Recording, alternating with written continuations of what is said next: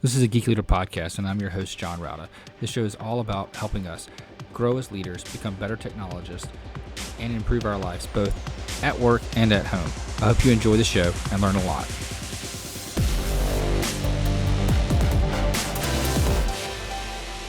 Welcome to a Geek Leader podcast. I'm your host, John Rauxa. And if you could, please do me a favor and take a moment and leave a rating and review in whatever podcast player you're listening to this on, whether it's Apple Podcasts, Spotify, iHeartRadio, doesn't matter. I would greatly appreciate it. And that feedback really helps get other listeners to the show. Also, if you're not subscribed, go ahead and subscribe so you don't miss an episode. And if you feel so inclined, you can go to geekleader.com/tip and donate to the show. Thanks so much. All right, Geek Leaders. Today, I'm honored to have Debbie Levitt on the show. She is from Delta CX, the founder at CXO there. And what they do is they work on, UX and CX and human-centered design, which is a pretty awesome title. And I remember the first time I heard that was probably back in the late 90s. And just to date myself a little bit. But she's also the author of a new book called Customers Know You Suck, which we're going to talk about quite a bit, I'm sure. Anyway, with all that being said, Debbie, welcome to the show. Thank you so much, John, and hello, listeners. If you don't mind, just tell the audience a little bit about your background and kind of how you got to where you are and why you decided that Delta CX was the right move for you. Yeah, so hi, everybody. I'm Debbie Levitt. My company is called Delta CX because Delta for change and CX for all of the customer experience. It's a company that I've had under various names for decades. And so we've been doing strategy and CX and UX and a lot of research, sometimes design and innovation, product and service strategy, and a lot of working with companies trying to help them improve their customer centricity, their product market fit, and a lot of their internal process stuff that is keeping them from more success. My background was really just being a geek. I was the kid, the podcast is perfect. I was the kid rewiring the stereo and being and had the chemistry set and the erector set and the whole thing to date myself as well. And eventually went to university for pre-med in music, decided pre-med wasn't in my heart the way humanities was. And by the time I got out of college, someone was saying to me, you should see this new thing called the World Wide Web, which of course, also dates me. And started getting into websites and digital solutions and helping businesses strategize their online presence. And here we are some decades later where I'm able to work on, again, lots of business design and product and service strategy with companies of different sizes. So how important is it, if you're starting a new company or even if you have an existing company, to reevaluate and to focus, who your customer is and how your design should impact them? Yeah, to me, it's kind of all you've got. There's a lot of things that businesses care about. Sure, they care about money and growth, and there's lots of words we can throw around, but you're not going to get any of those without doing something right for your target customer or user. So ultimately, they're at the center of everything. We can try to push them around a chessboard, and we can try to manipulate them and sometimes run the line of being potentially unethical. But the bottom line is, if we don't understand who these people are, what they need, what they're doing, what their tasks are, what level of knowledge and understanding they have, and then cater to all of that design, I think you're going to find that you're not meeting your goals as much as you'd like to.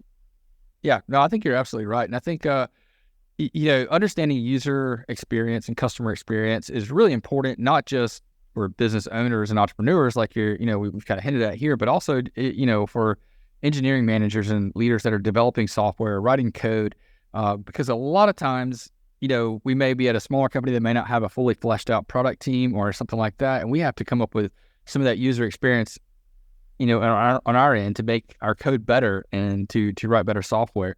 What are some of the pitfalls that you see happening when people are building new software or writing, running a new project and they're not focusing on that customer experience first? Yeah, I think the most common things that I see would be, number one, what I like to call the guessing lasagna. We haven't done a lot of research with our target audiences, so we're kind of guessing. Who are they? Why do they do things? Why don't they do things? How can we make them do things? And it's just layers and layers of guesses. And then, of course, we send that over to engineering and we say, just build this thing and we'll figure out later if it had any value. But I think ultimately this feels fast, but it's ultimately slow and wasteful because we're going into this with too many unknowns. We don't really understand our users. We don't know why they do or don't do things. We just know we wish they did certain things. And then we're asking engineering to build, and then we're hoping later that it doesn't suck. But then way too often it does suck. And we're not fooling anybody because we're customers of these companies and we have to deal with this crap. And we go, oh, wow, this sucks. These people just don't get me at all. I want to throw this out the window. But yet we go into our own jobs and we do the same things. We continue that cycle of mediocrity. We say, it's good enough. They'll figure it out. So I think some of the key pitfalls, especially when you don't have empowered CX and UX people on your teams, is we think it's fast and great to just run with the guessing lasagna, but we don't stop and think about how much time and money it really wastes to just keep going with cycles of guesses. And so when you say guessing lasagna and you talk about this, it almost sounds like people are using Agile as an excuse to not do the work up front. And I know you're a proponent of Agile and Lean, and we always talk about, we can move fast, we can just throw, and that's not really what Agile is. Agile really isn't just throwing stuff out there and figuring it out. How do you see people using Agile and Lean when it comes to customer and user experience? Yes, unfortunately, often not well. Too often, Agile and Lean are the words we're throwing around when we want to make our worker bees work faster and not better. And Agile is supposed to be about customer satisfaction and good design and empowering our teams, but yet I so rarely see that. I see people who are afraid to speak up, afraid to say our project's going in the wrong direction, afraid to say we know now we're building something with little or no value, because engineers almost always know this. They know that this kind of sucks. And somebody says, well, we'll fix it later. But there's nothing agile about we're going to stop something later and try to fix this old thing. There's so much sunk cost that ends up in that, and sunk cost fallacy, because later on we go, it probably just needs a little iteration or an experiment. And usually it needs to be completely detonated and started over. So I think we lean on words like Agile and Lean as really just a way to say, let's just go faster. But so many companies are obsessed with going faster, and they're not obsessed with quality or being better, because ultimately our customers and users don't want minimum viable anything. They don't want the least you could put out. They didn't want the unfinished thing. They don't want the skateboard when they need a car. But yet we keep continuing these, what I call cycles of mediocrity, which is part of that guessing lasagna. Yeah. And I think people just break down the word agility. And agility doesn't mean, fast. It means the ability to change direction and, pick up things quickly and efficiently and with good quality. When you look at like athletes and you say, that person's, agile, you're not talking about how fast they are. You're talking about how quickly they can cut or move or turn. And that's what we got to think about when we're looking at software, because a lot of people say, we'll just go agile and we'll be so much faster. No, you're going to have better quality and be able to change direction quicker, but you're not going to be faster. It's not going to make you code faster. And it shouldn't, because even a good company with a factory floor is not going to turn every machine up to 11. Right. You have to find the balance between how fast your factory floor machines can go and when you start having too many defects and mistakes and problems. And I think what we're seeing now in a lot of our companies, certainly not all of them, but in a lot of them, we see high failure rates. Product and service launches are failures. A/B tests are failures. Experiments are failures. And that's because we're not working from good evidence, data, and knowledge. We're working from all of these guesses and assumptions or opinions. An engineering lead or a product manager says, I have a cool idea. Or maybe people would like it if we did this thing, but we really don't know because we didn't start with research. We started with guesses and we started with the feature factory. And I really think that Agile and Agilists have to do more to get us away from the feature factory and back towards being focused on quality and value, which to me starts with the qualitative research of better understanding our target audiences and their behaviors, their tasks, so that we are designing for them and not just trying to manipulate people. So how do we start off doing that research? How do we know who's using our product and what do they like and what do they don't like? Do we have to build something into the code? Do we have to, where do we even begin? This is human interaction, and it goes so far beyond what people like or don't like, because you can get a bunch of people in a room and you can go, hey, do you like my shirt? And a bunch of very nervous people will be like, yeah, but they might hate my shirt. But for whatever reason, people in general like to be polite. So the problem is when you get them on a call, when you get them in a room, if you ask them, do you like this? Would you want this? These are by a researcher standards, the wrong questions to ask. So typically the best information comes from observations. It comes from being a detective and watching people do a thing. Now, sometimes we're watching them use our existing system, whether that's our UX prototype or a dev build or what we've actually released. And we call this evaluative research because we're evaluating a solution we already have. But then what would be better for us is to have more of the early research, which we in research call generative, because we're generating knowledge and understanding about people. This is what people really mean when they say we need to have empathy, but a lot of empathy is fake, and that's a separate topic. But if we really want to understand our target audiences, what makes them tick, what's working and not working for them, how do they try to do these tasks now, even outside of our system, even people who've never heard of our company and don't use us, that's where we're really going to find the opportunities. We're going to find much fewer opportunities if we just put people into the system we already have, because we'll probably find some bugs that we can fix, make it a little bit better. But when we go and watch people who don't use our company system and have their own way of doing their tasks, we learn so much about how they do things, why, what their knowledge is, who their collaborators are. And that's where we really learn, oh, there's something that we can optimize and make better for people. And it's solution agnostic at that point. At that point, we're not saying, is this design good or did we code this well? It's really just understanding that problem space, writing some good problem statements that focus on the customer.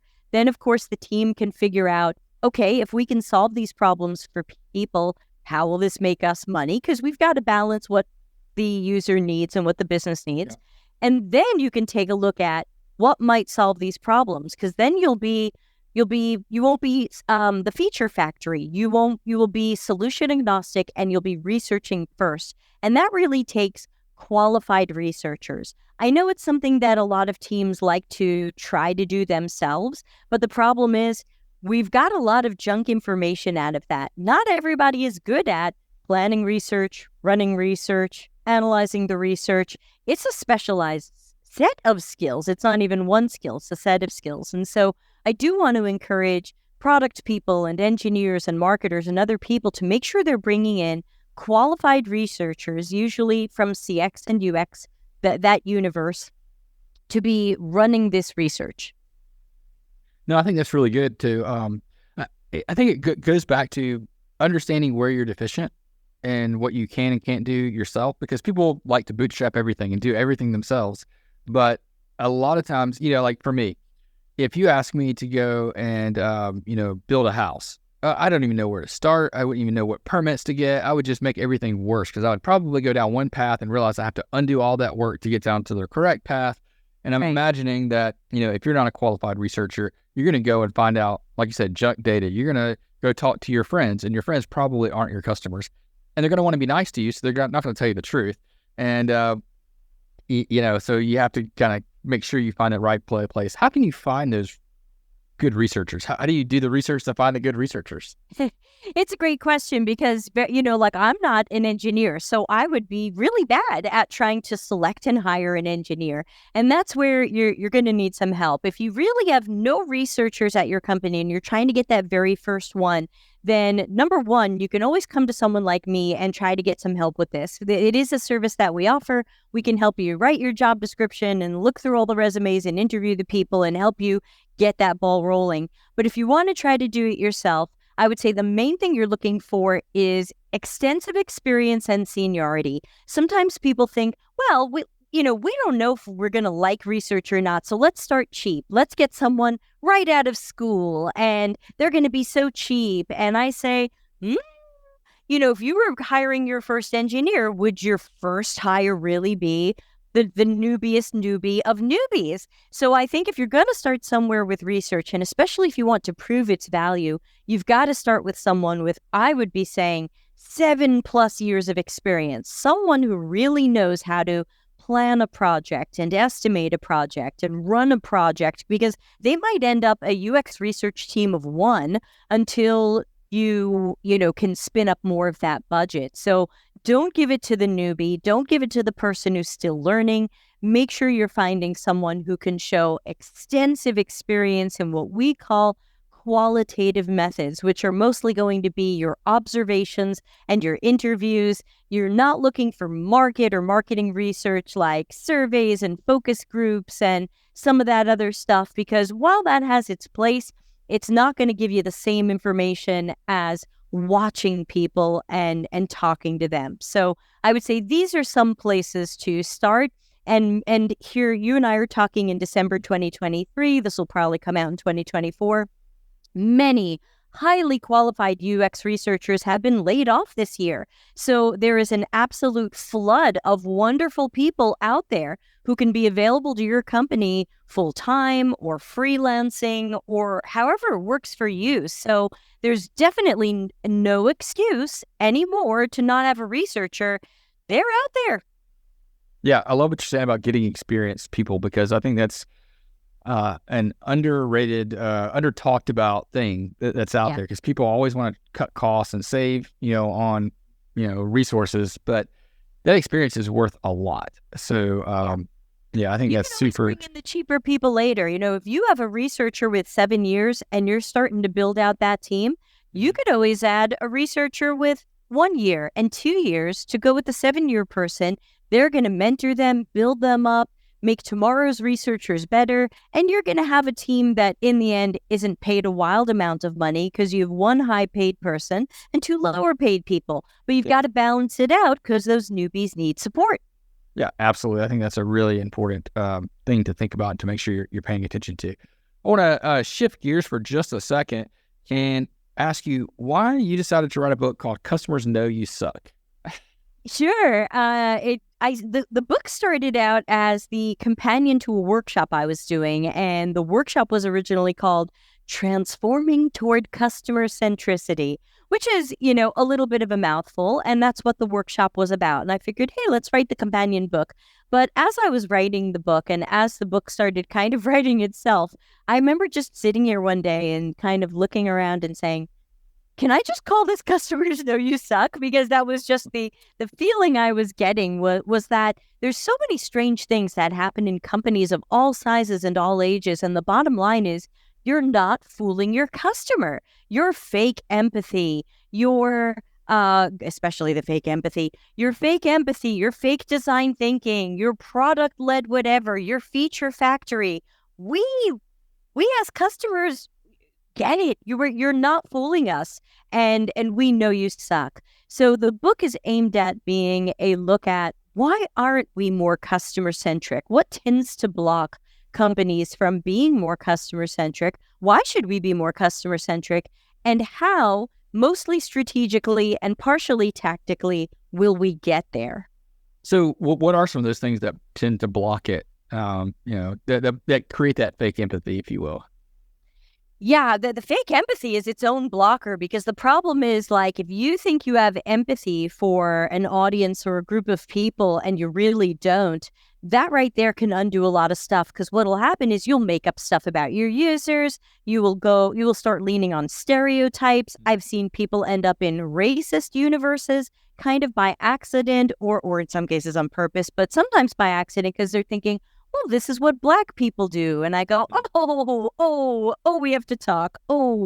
And so I think that many of the things that tend to block us are complex things, like our ways of working and our processes. These things aren't necessarily easy to change, but we know we don't like them because everyone keeps coming out with books on how to change them. We keep having all of these books about getting away from the feature factory and getting back to making customers happy and including customers more in your process, where you need to research them and run UX prototypes by them. I'm not the only person writing about this. Everybody's writing about this, and yet we're not doing it. And so we have to figure out what is happening in our company where we've decided that it's better to either ignore our customers, put them in the periphery, or think of them more secondarily. And I think a lot of the problems is we've told our teams, think about our product managers and our engineers and our UX. We've told them the best thing they can do is be fast. We're going to look at your deadlines. We're going to look at your velocity. We stopped looking at quality. We said outcomes over outputs, and we only look at outputs, and we're not looking at outcomes as much. And we got rid of accountability. I've seen companies waste wild amounts of time, wild amounts of money on the guessing lasagna, on the feature factory. Nobody's in trouble. No problem here. This is great. And it's not great.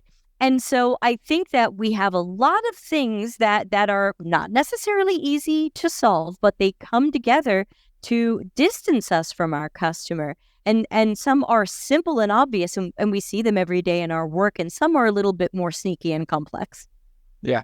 I mean, I think, what do you think led to this? Do you think it's like, very quotable lines like move fast and break stuff and things like that, all the, tech groups say, oh, we want to be more like this group that's successful. So we take like one line that they've used, said publicly and build upon that versus, really understanding. I think accountability is a huge thing that, as a society, we're becoming far less accountable than we used to be. There's always an excuse. There's always something else to blame things on. And, there's that old quote, even by I think it was Hewlett Packard, like, well, I'm going to fire you. I spent millions of dollars, teaching you this lesson, whatever, but there's still some accountability that needs to be there.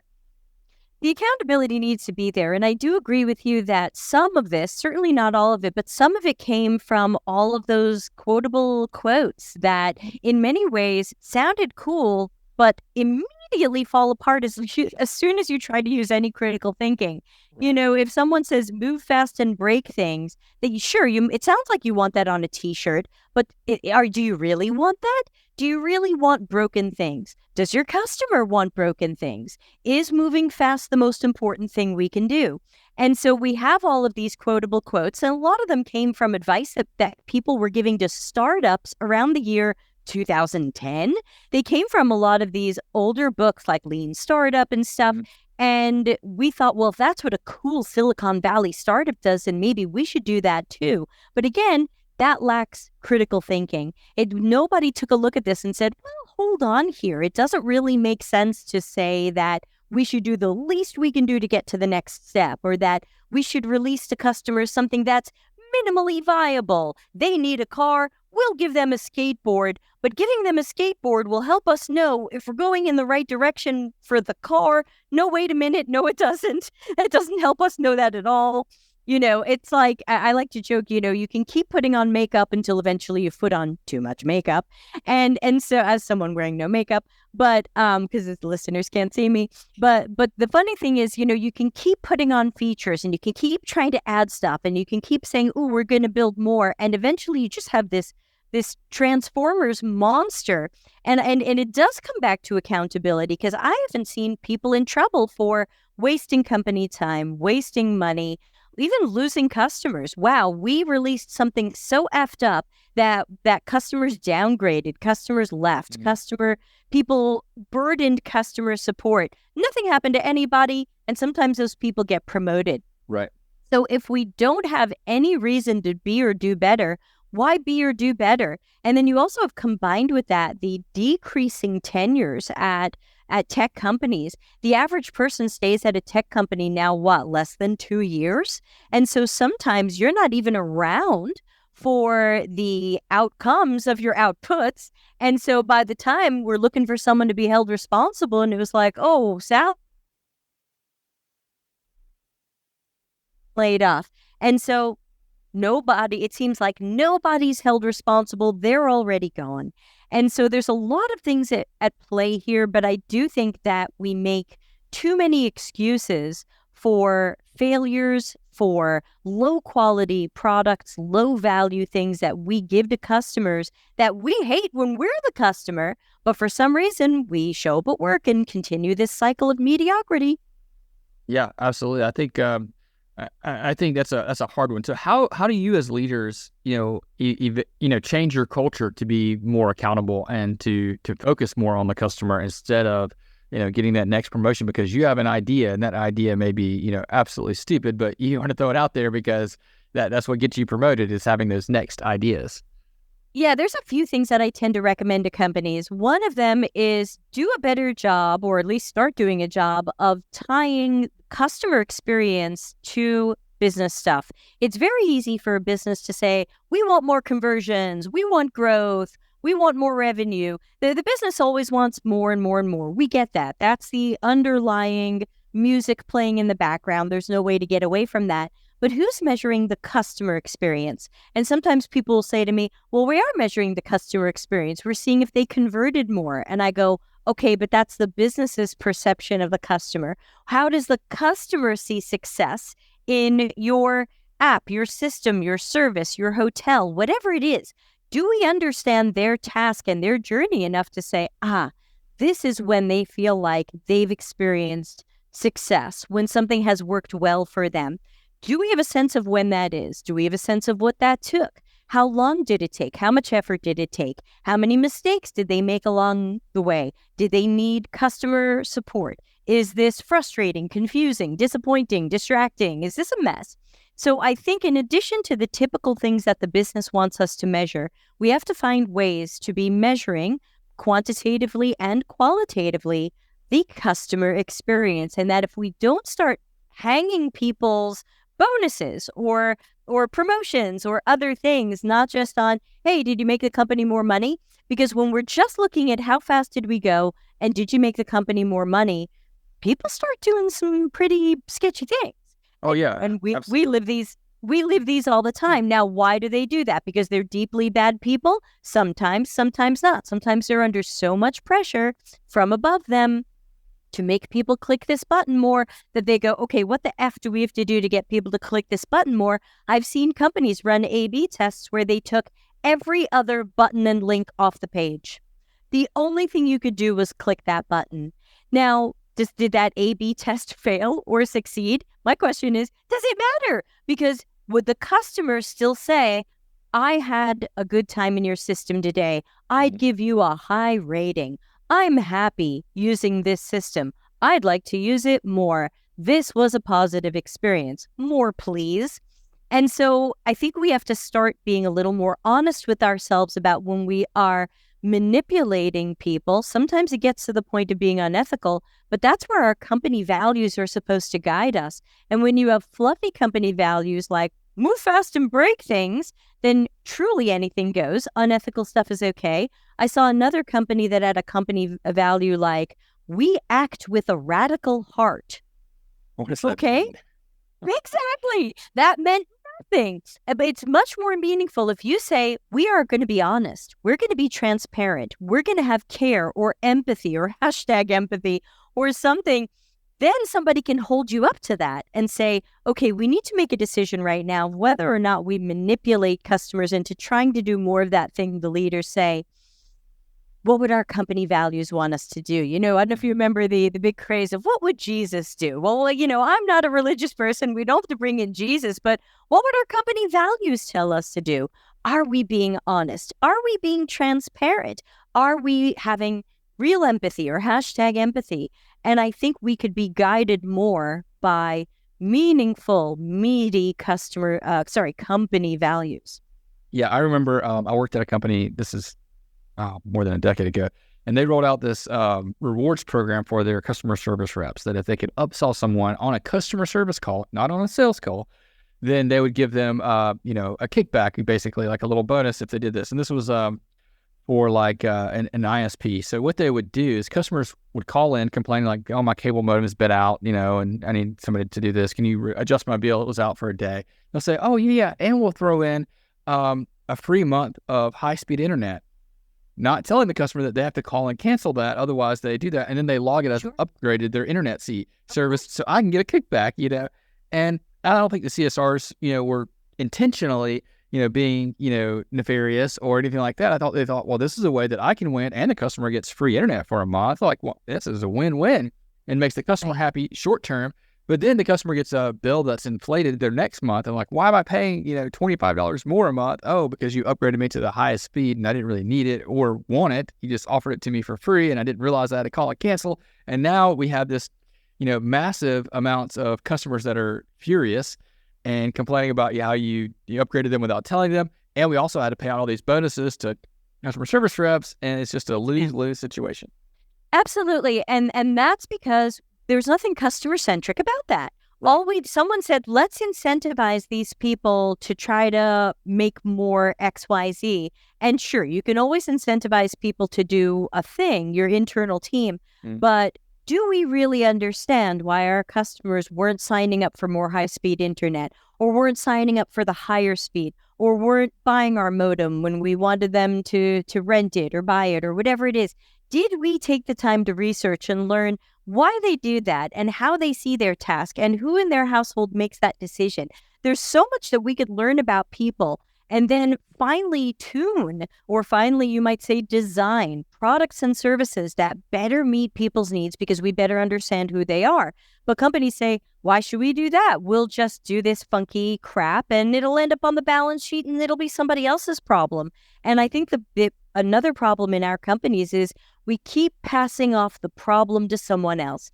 The problems on our crappy website get passed off to customer support. Customer support is going to pass off these problems to someone else, maybe sales, because customer support sells people on something and then the salesperson ends up finding out it got canceled. We just keep passing this buck around, and I would definitely not say that is a good model for accountability or corporate responsibility or ethics or company values. So we can get away with this, but these are short-term wins and longer-term losses because if you have competition, sometimes an ISP doesn't, but if you have competition, someone might say, F that, I'm canceling company X and I'm going to go with company Y because they didn't treat me like I was a pawn to be pushed around a chessboard.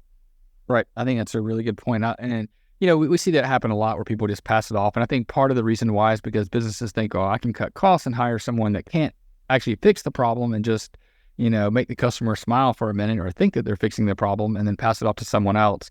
And, it doesn't tend to work out that way.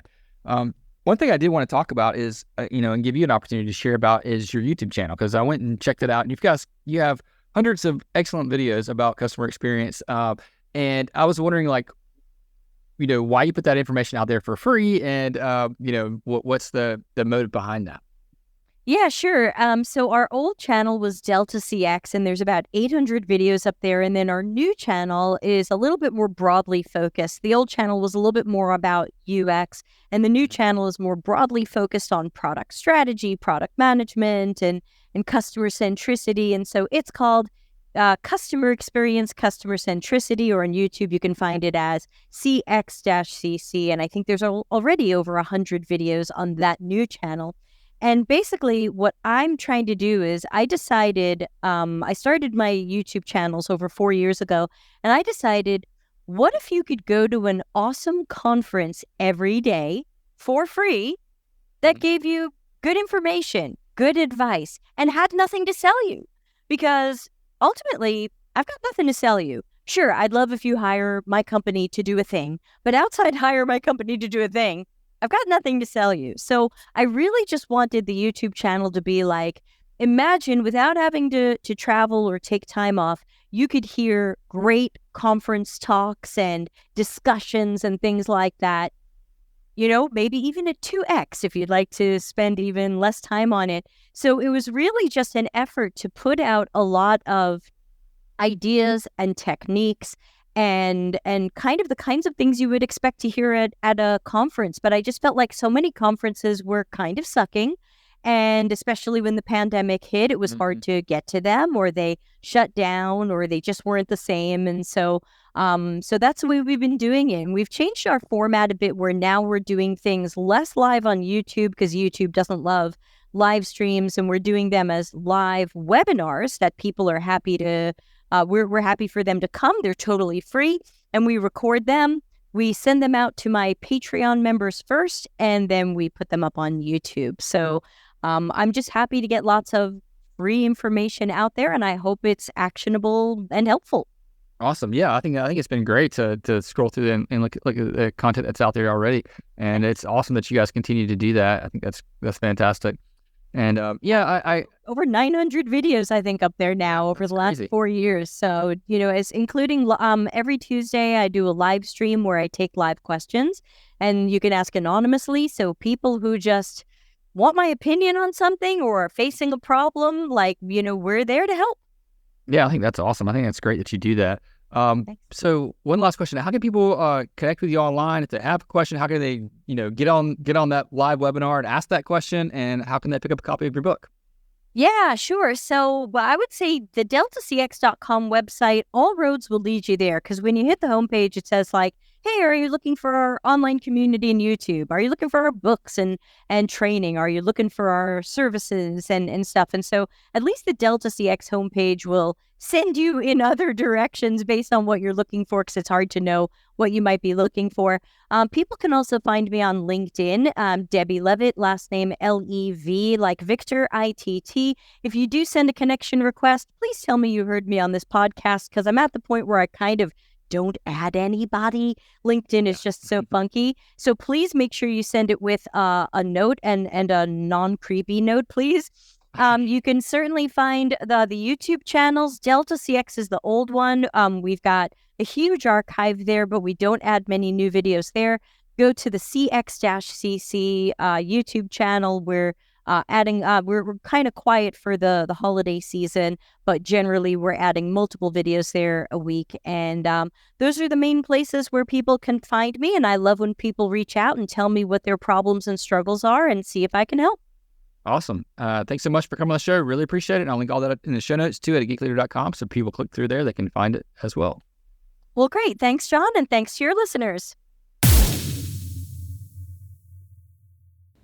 Hope you enjoyed the show. Please go to geekleader.com to learn more about what this guest is up to. Click on their links and connect with them online. I would also greatly appreciate it if you could leave me a rating and review in Apple Podcasts or wherever you listen to the show. Make sure you've subscribed if you haven't already. And if you feel so inclined, you can leave me a tip by going to geekleader.com/tip.